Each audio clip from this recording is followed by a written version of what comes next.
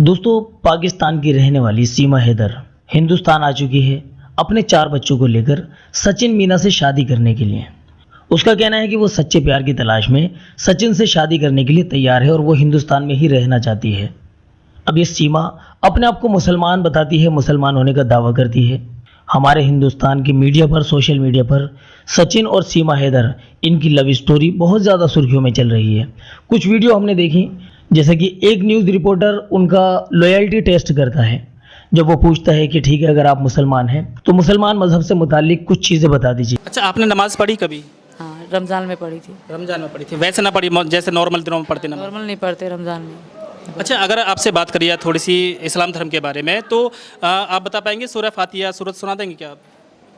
Sorry sir, अभी नहीं सना नहीं।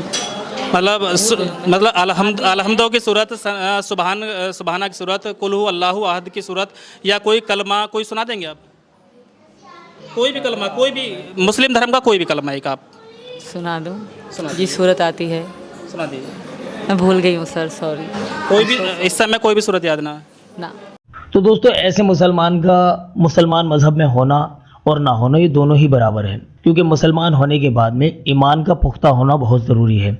अगर मजहब इस्लाम में अगर आप एक छोटे से छोटे बच्चे को भी अगर आप पकड़ लेंगे और उससे अगर आप पूछेंगे कि नमाज कितनी होती है, तो वो भी बता देगा कि नमाज 5 होती हैं। फजर, ज़ोहर, असर, मगरिब, ईशा, ये 5 नमाजों के नाम होते हैं। 5 नमाज में कितनी कितनी रकातें होती हैं। नमाज में सना जो पढ़ी जाती है, सना किसे कहते हैं? सना के बाद में सूरह फातिहा किसे कहते हैं? अगर मजहब इस्लाम के सारे कलमे अगर किसी को याद ना भी हों तो पहला कलमा तो हर किसी को याद मिलेगा। लेकिन ये सीमा हैदर, जो कि अपने आप को 27 साल का बताती है, 4 बच्चों की माँ है, पाकिस्तान से भागकर हिंदुस्तान सचिन मीना से शादी करने के लिए आई है। तो इस सीमा हैदर ने मजहब इस्लाम में रहकर कभी मजहब इस्लाम के अहकामात को पूरा ही नहीं किया। मुसलमान होने के लिए ईमान का पुख्ता होना, बुनियादी चीज़ों पर डटे रहना बहुत ज़्यादा ज़रूरी होता है। जैसा कि सना यानी अल्लाह की तारीफ, जो कि हर अदना से अदना इंसान को याद होती है। पहला कलमा, जो कि हर छोटे से छोटे बच्चे को, अदना से अदना इंसान को याद होता है, उसको वो भी याद नहीं है। अब ये जो सीमा हैदर है, मुसलमान है, ये कोई और कहानी, कोई और थ्योरी इसके पीछे है, ये तो जांच का विषय है, ये बाद में पता चलेगा। हमने सोशल मीडिया पर जब वायरल वीडियोस वगैरह देखी तो काफ़ी हद तक हमें हिंदुस्तान में रहने वाले इंसानों की तरह ये सीमा भी सिमिलर लगी, क्योंकि पाकिस्तान में तलफ़्फ़ुज़ पर बहुत ज़्यादा गौर दिया जाता है। मोस्टली उर्दू अल्फाजात यूज़ किए जाते हैं। जैसे कहीं पर अगर हम हिंदुस्तान में पति पत्नी कहते हैं, पाकिस्तान में उसको शोहर और अहलिया कहा जाता है। तो ये चीज़ जो है सीमा हैदर के अंदर बिल्कुल नहीं पाई गई कि वो पाकिस्तान से ताल्लुक़ रखती हैं। हमने काफ़ी सारी वीडियोज़ देखी जो कि वायरल हो रही हैं। कुछ वीडियोज़ तो ऐसी हैं कि जिसमें सीमा हैदर को पाकिस्तानी जासूस बताया जा रहा है। अब इस सीमा हैदर और सचिन मीना, यानी हिंदुस्तान का सचिन मीना जो कि ग्रेटर नोएडा में रहते हैं, और पाकिस्तान के कराची से सीमा हैदर, ये दोनों लोगों की जो लव स्टोरी है ये तो चर्चा में है। दोस्तों, ये दोनों लोग पबजी खेला करते थे। पबजी खेलते खेलते दोनों में दोस्ती हुई, फिर प्यार हो गया। इसके बाद में सीमा हैदर 10 मार्च को अपने 4 बच्चों के साथ में नेपाल के लिए रवाना हो जाती है। सचिन मीना से मुलाकात करती है। वहाँ दोनों आपस में एक दूसरे को जांचते परखते हैं और फिर एक दूसरे के साथ में रहने का इरादा बना लेते हैं। अब जब बात इधर सीमा हैदर की और सचिन मीना की हो रही है, इधर सीमा हैदर का जो शौहर है उसका नाम है गुलाम हैदर।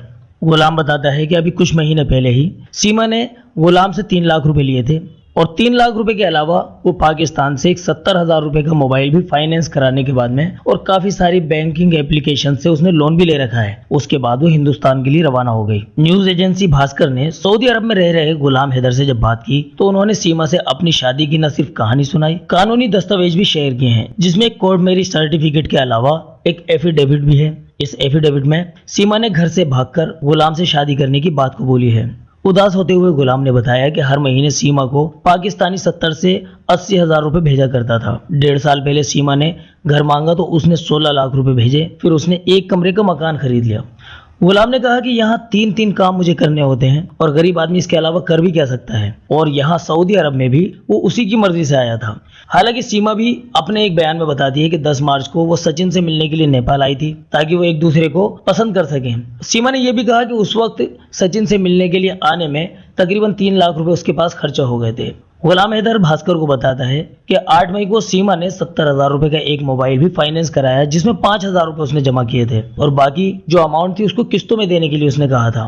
गुलाम भावुक होते हुए हमारी भारत सरकार से उसने गुहार लगाई है कि उसके बच्चों को वापस भेज दिया जाए। गुलाम हैदर और सीमा हैदर के 4 बच्चे यानी 8 साल का फरहान अली, 6 साल की फरवा, 4 साल की फरीहा बतूल और 2.5 साल की फरहा बतूल। रिकॉर्ड के मुताबिक ये सभी बच्चे कराची में पैदा हुए हैं। न्याय की मांग करते हुए हैदर ने जोर देते हुए कहा कि उसकी पत्नी को सलाखों के पीछे डाल देना चाहिए। इधर जो सोशल मीडिया पर वीडियोस वायरल हो रही हैं उसमें देखने को मिलता है कि ग्रेटर नोएडा के रबुपुरा गांव में एक छोटी सी गली है, पतली सी गली है। उस पतली सी गली के एक मकान में बहुत ज्यादा भीड़ लगी हुई है। वहां पर मीडिया वाले लोग उससे मिलने के लिए आ रहे हैं और तरह तरह के लोग इसको देखने के लिए यानी सीमा हैदर को देखने के लिए आ रहे हैं।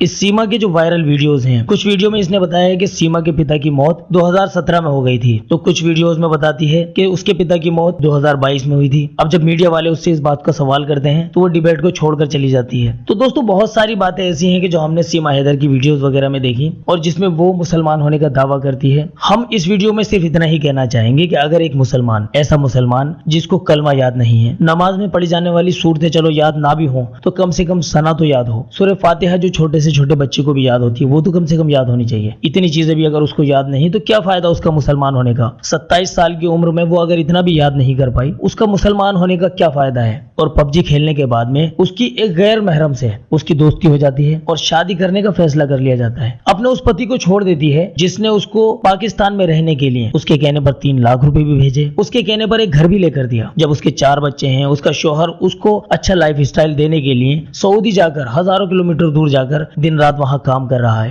ये सारी चीजें जब एक शौहर देता है तो कहीं ना कहीं बीवी के दिल में भी अपने शौहर के लिए मोहब्बत पैदा हो ही जाती है। जिस अपने पति के साथ में, शौहर के साथ में एक वक्त गुजारती है, ये उसी को लात मारकर हिंदुस्तान में सिर्फ पबजी के जरिए से हुए प्यार के ऊपर भरोसा करके और हिंदुस्तान आकर रहना शुरू कर देती है। लेकिन दोस्तों आप हमें कमेंट में बताइए कि आप इस पूरी कहानी से क्या इत्तेफाक रखते हैं, आप क्या समझते हैं। दोस्तों इस वीडियो में बस इतना ही। आप अपनी कमेंट में अपनी राय जरूर दें। चलिए दोस्तों मिलते हैं अगली वीडियो में। अस्सलाम वालेकुम व रहमतुल्लाह।